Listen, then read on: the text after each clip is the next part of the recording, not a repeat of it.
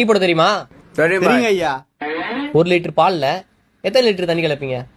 ஐயா 1 லிட்டர் பாலுக்கு 1 லிட்டர் தண்ணி கலக்கலாங்க ஐயா. பாய்.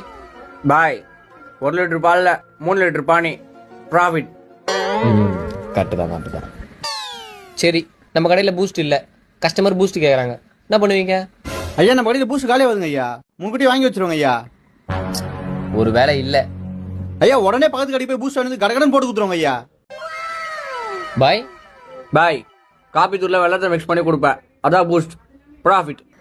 என்னடா இவன்? சரி, கடை சாவி உங்ககிட்ட கொடுக்குறேன்.